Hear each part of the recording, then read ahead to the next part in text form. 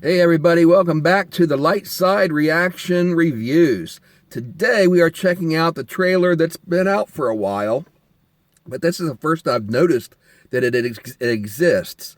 It's the trailer for the upcoming new horror movie, Witchboard, which was scheduled to come out in 2023, but apparently it's not out yet, so sometime in 2024 it's supposed to be released.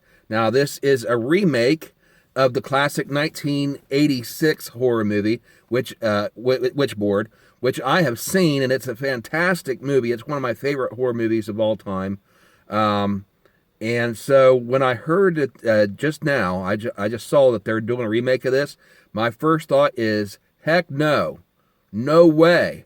There is no way they can remake this movie and for it to be a success. Why? Because the original was just so fantastic.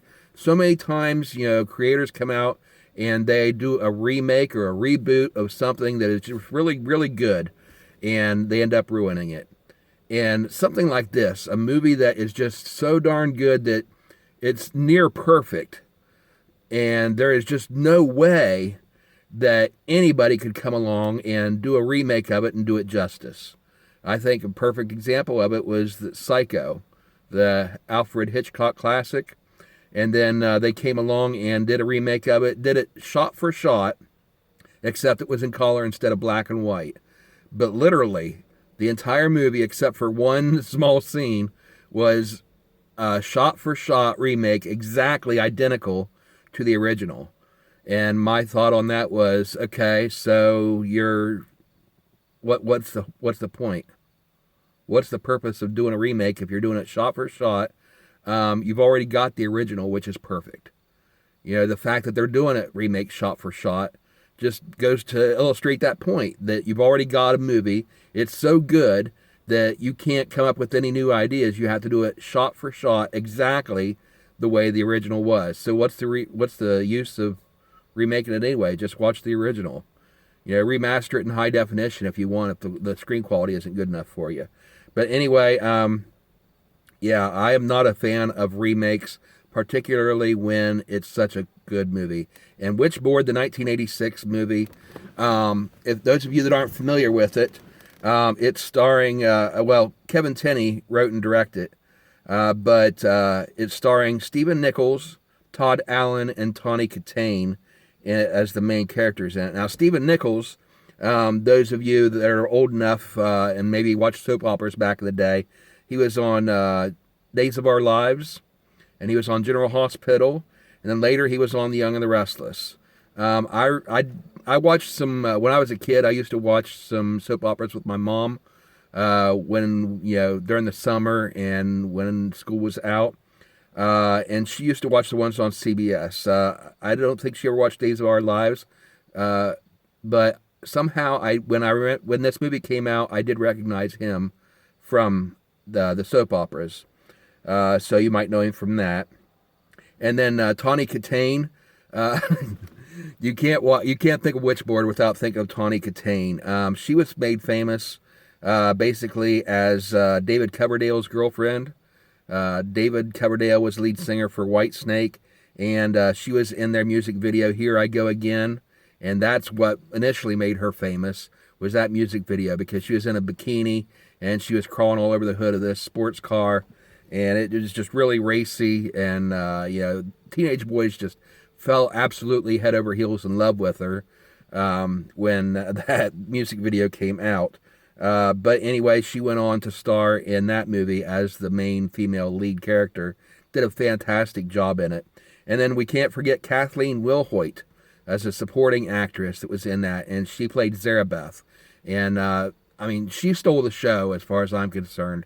There was just so many elements. All the actors did a fantastic job, but she brought this whole quirky sort of thing to the role that really just defined her as a character in her own right. And just she went on to she was in Murphy's Law with Charles Bronson.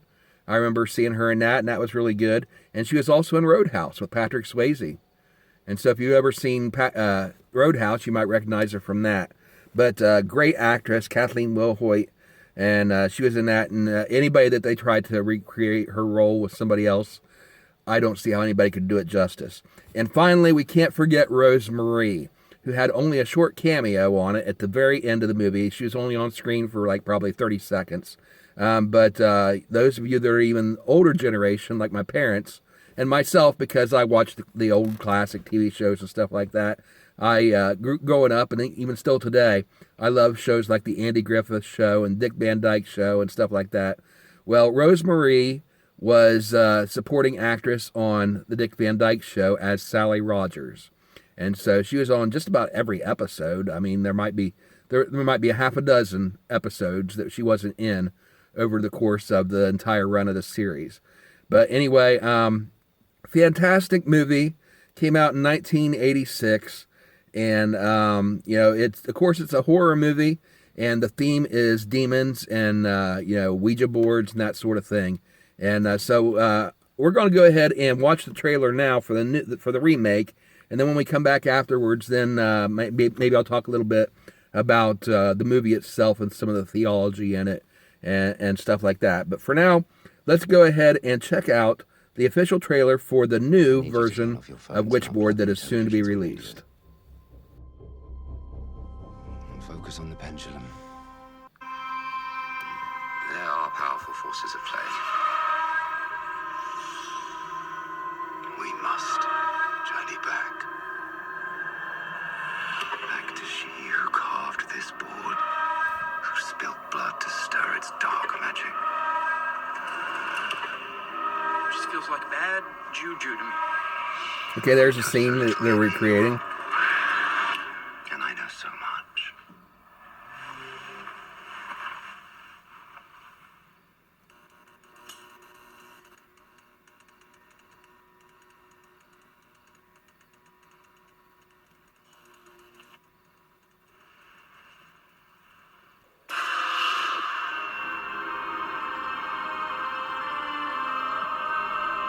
From Chuck Russell, director of Nightmare on Elm Street 3 and The Mask.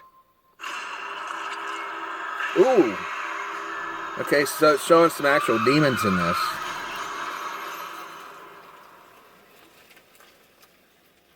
Okay, so,